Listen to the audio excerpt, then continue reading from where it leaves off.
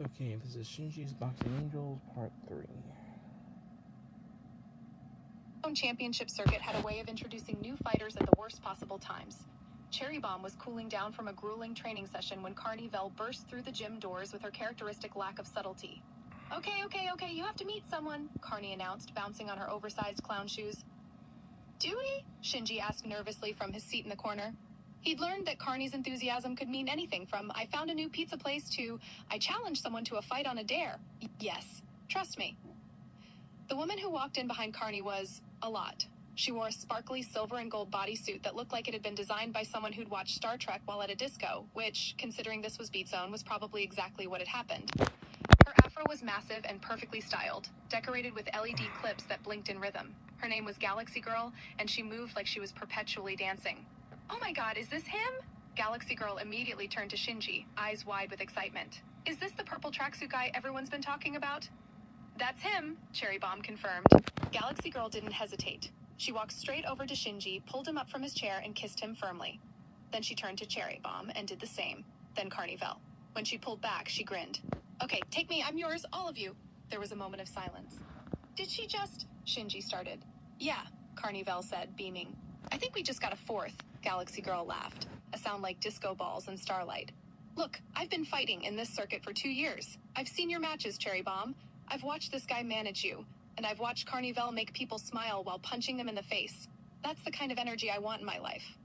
Also, I'm bi-curious about all of you, and I think a harem is the most logical solution to the problem of loving multiple people. It's like a starship crew.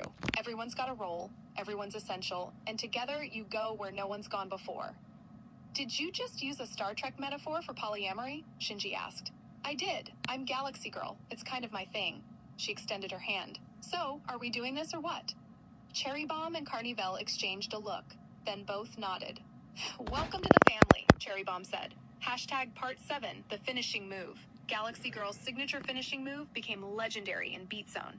She called it the last contact, a reference to both Star Trek's Final Frontier and the moment of impact when victory was assured. When her opponents were dazed, she would shimmy, like she was dancing at a 1970s nightclub, and then unleash a series of super-fast jabs, each one landing in perfect rhythm to an invisible disco beat.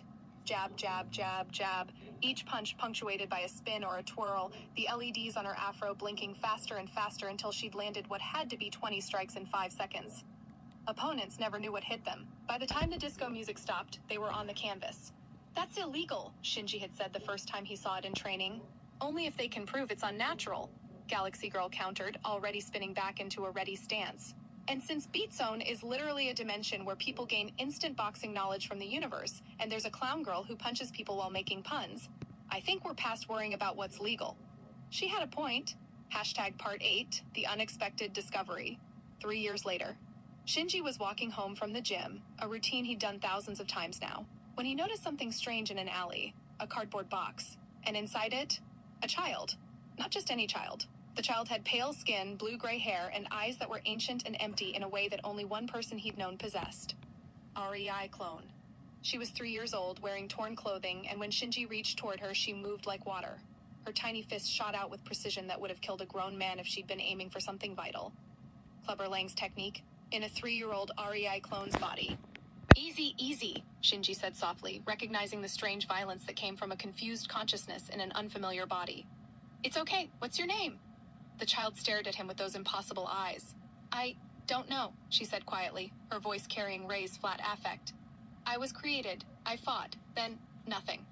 Shinji scooped her up, and the moment felt like the universe had just handed him something he didn't know he needed. Hashtag the family meeting. Absolute.